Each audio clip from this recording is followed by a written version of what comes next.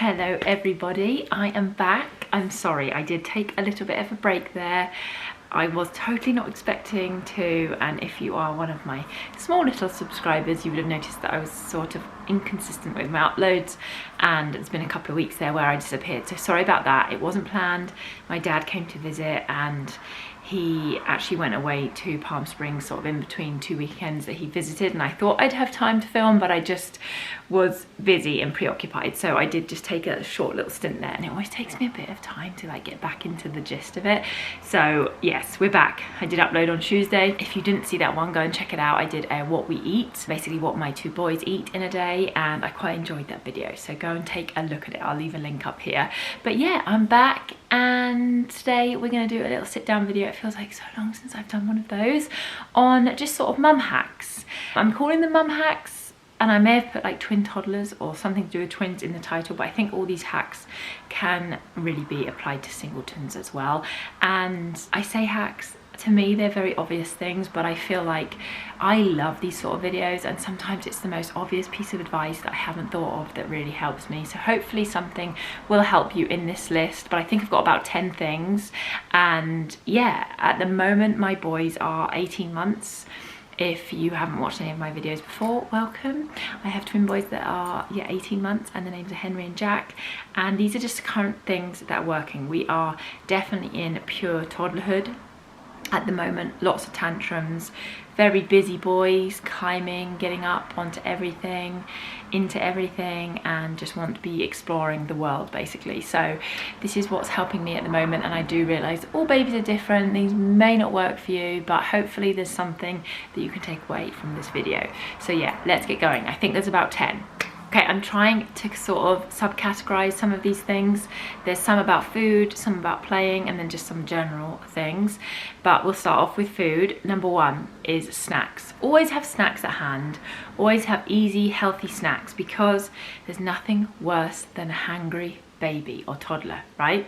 And I also feel like they're a very good distraction. If you're in a public place and something's happened and you've got two screaming children or one screaming child, a snack normally solves it. And if you know there's certain things that your child just loves, always have them as a backup, because it's a great distraction. And if they hurt themselves or anything, sometimes it's just a way to soothe them, knowing that they can have something to eat that they love. So definitely have a snack. Personally, I like to do things that are very easy to eat on the go, because normally they're having their snacks when we're out and about. Now that they're a bit better with eating as well, we can do stuff like raw veggies. They're really good, take some time to eat and easy just to prepare and take with you. Fruit, always a winner. Normally you can peel and cut it up without any cutlery or anything like that, and again they can eat it without any cutlery.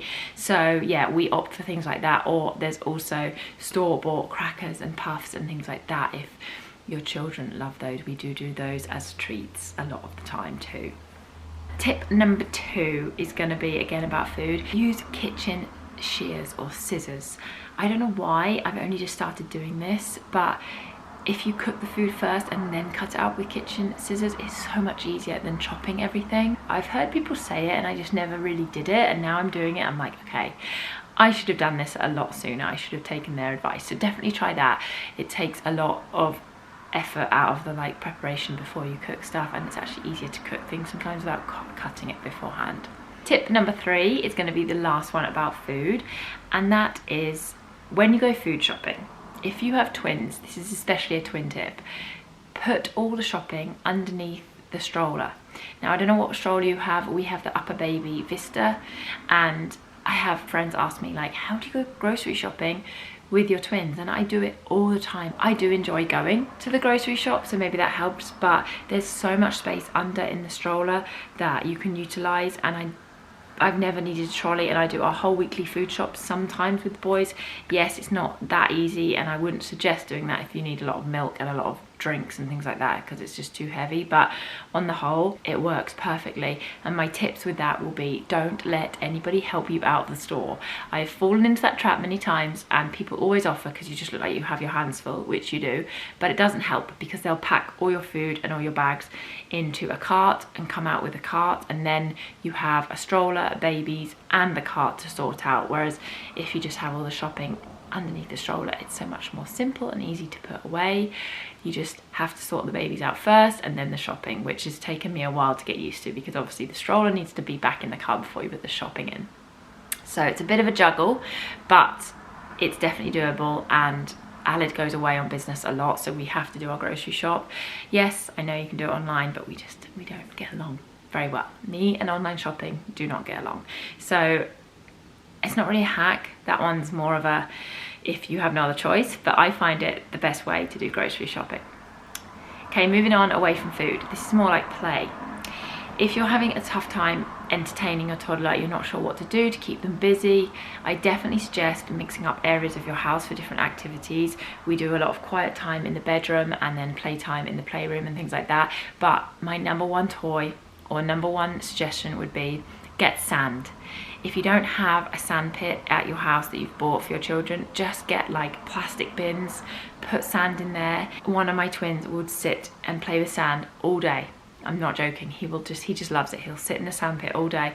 The other one, not so much, he's a bit more distracted, but every day they play with their sand and they absolutely love it. And if you're not in a warm climate like we are, then just do it in the bins, like I said, and you can bring it inside. I know it's messy, but it's very easily vacuumed if you're not using water. And you can buy certain toys and rollers and trucks that they can play with it. You could easily use a sensory table for it.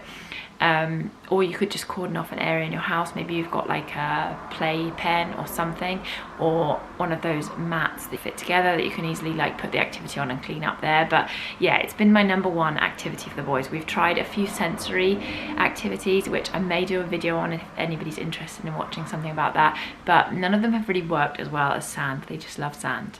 So definitely invest, if you're thinking about it, in a sand pit for the garden. It's such a hit. My next mum hack is going to be music. We use music as a distraction all the time in our house, and mostly like nursery rhymes, or the boys love the Moana soundtrack, they love The Little Mermaid, and then that's probably it that we use like as just music in the background. But you can get so many things these days, and there's so many like learning things available for babies, and music is one of the best ways to teach them. The boys absolutely love listening to music, so we'll put on nursery rhymes or anything like that. We found doing it at meal times really helps them relax and focus on eating. Sometimes the food's just going on the floor, or they're messing around with each other, and it's just so frustrating. Sometimes I need a break and I'll put on some music for them, and I don't know, they can just sit there for like half an hour and slowly eat and graze on their food, and they're calm. They like listening to it. We also use it a lot in the car. If they're having meltdowns in the car or unhappy, we'll put on nursery rhymes, and it really does tend to calm them down. Maybe not for hours on end on a journey, but definitely gives you half an hour or something. I'm trying to think where else, but yeah, we just tend to use music. I've used it in the paediatrician's office once when I was waiting for the doctor to come for like ages. So yeah, we definitely opt for listening to music a lot of the time. It can help tantrums or just general fussy days. Definitely just background music. Sometimes we just play it at home all day long when Alad's not working, and it's just so nice. The boys just love it, and they're definitely learning a lot, especially like animal noises and things like that. So music is definitely key. The next tip I'm going to give you is to do with speech, and also a way to help with tantrums, and that is going to be giving your baby choices. This is something that I have just recently started doing. I heard it from another mum that I was watching a video for, and I've slowly started implementing it, and it's really working. Yes, you've got to be patient, but give your children choices. So maybe something that they are taking a long time to do, or they're getting upset about. Perhaps it's they don't know what they want to eat, or you're trying to get them dressed and you don't know which items of clothes to put on them, or they're resisting whatever you're putting on them. Give them choices. Give them 2 pairs of shorts and let them pick which pair of shorts. Give them 2 different pairs of shoes and let them pick, or 2 books. It doesn't really matter what it is, but if you're finding you're having a bit of a struggle or a battle with an item, try and make them feel like they have a bit of power rather than just doing it for them or trying to hurry them through it. Give them the choice so that they feel like they're part of the process with you. It really helps, and I also think it helps their development. I am a sucker for rushing the boys. I feel like everything takes so long, especially when we're trying to get out of the house and trying to get them dressed and changed and shoes and socks. And when you take a step back and actually watch them. They're just trying to learn and they're just trying to experience it themselves without you always helping. So at least with a choice, maybe they'll sit for a minute and read a book while you put their socks on, or they'll let you put the socks on because they've chosen which pair of socks. Just try and give them a little bit of choice. It really works for us with food. A lot of the time they just point at the bananas and they say nana all the time, so I'll give them the choice of an apple or an orange and take them away from the bananas, and then they've completely forgotten and they start eating a different fruit. So yeah, choices definitely help, and it definitely improves their speech as well because they're learning new objects and hearing objects over and over. My next mum hack is going to be TV. Now, I don't want you all coming at me with conflict. I know TV is a big thing.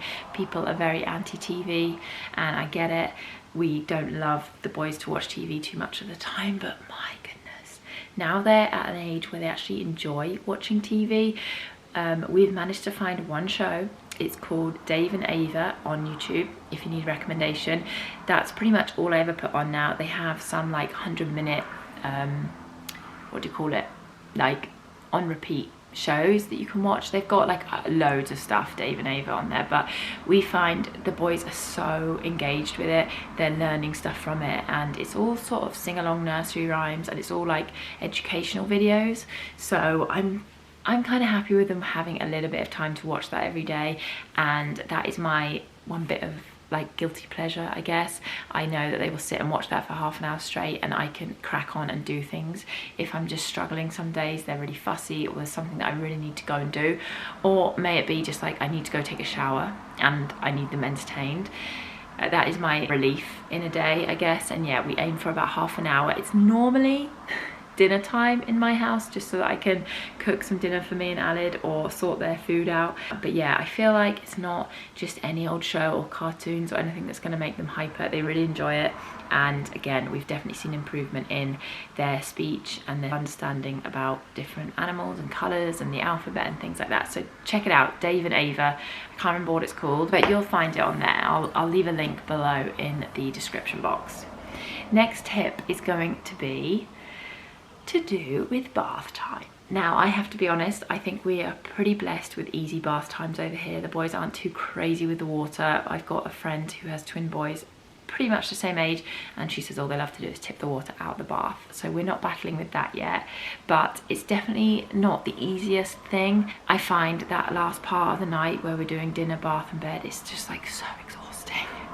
And I always have such big ambition to do a lot once the boys are asleep, and I'm by 7 o'clock absolutely exhausted. So this is the most weird hack, but don't feel you have to do bath time every night. Like, why do we beat ourselves up with this routine that has to include a bath? If it's stressful, you don't need to bath them every day, okay? Maybe every other day, maybe every 3 days. It doesn't matter. If they're really dirty, yeah, they need a wash, but it doesn't need to be every day. Don't put pressure on yourself about that. We aim for every other day here. Sometimes it happens, sometimes it doesn't. Sometimes they go 4 days without having a bath. Yes, I'm not pleased about it. I'm sure it makes them relax, but sometimes you just can't fit it all in, and that's okay. So don't put pressure on yourself to do a bath every day, if you have twins especially. Okay, mum hack number 9. We're getting to the end, guys. This is a short and sweet video today. Number 9 is, if you need help getting them dressed, I think I've said this one before, or the diaper changing or anything like that. Okay, getting them dressed, my tip is get them dressed in the crib. The boys still run off. They hate getting changed. It becomes such a drama. They fight every item of clothing that I put on them. They don't want it on. They resist it. So I keep them in that confined space in their crib. They can get out of the bedroom now. They can unlock their bedroom door. I mean, there's no keeping them in one place. So put them in the crib, and that is where I find them easiest to get them dressed and changed. I normally do this straight away when they wake up. Same thing with the diaper changing. I did mention this in a couple of videos back. If you didn't watch it, the tip for that is just to find something that they love that you restrict. My boys love certain books that I keep just for diaper changing, a mini pocket one, and they also love things like my phone, car keys, just items like that. They never get to play with it normally, so I give it to them purely for diaper changing. It definitely helps, not all the time, but majority of the time. And last but not least, tip number 10 is a routine. Guys, this is the most boring tip and everyone's heard it, but if you have twins, or if you're struggling and you have a singleton and you're just finding your days overwhelming, and maybe you don't have a routine, please try and implement a routine. I can't suggest it more. I meet this group of mums in the park every Thursday, and some of them, I hear their troubles with sleep, with co-sleeping, with broken sleep, with all these things that they're struggling with, and it's normally sleep, and it's normally revolving around nap times and bedtimes and things like that, and it's all because they don't implement a routine. They don't follow a schedule every day, and I know it's hard. Some days you just can't, okay, and that's fine. There's one-offs, but on the whole, day to day, try and implement a routine. It's nice to have a habit and a routine and a structure to your day, and yeah, I really feel like that's where we've seen success with our boys, and that's just implementing a routine really early on. I'd say from like 4 months. Sometimes you do think, what am I doing this for? It's not helping, but in the long run, it definitely helps. So they're all my hacks today. I hope some of them have helped you, and it's so nice to be back talking to you all. Thank you again for being here. I really appreciate it. And if you are new to my channel and you liked what you've seen today, please hit the like button and subscribe. And yeah, every week I am trying to post one sort of vlog type style video and one video like this. So let me know if you have any requests, and I'll try my best to do that for you. And yeah, I'll see you in the next video.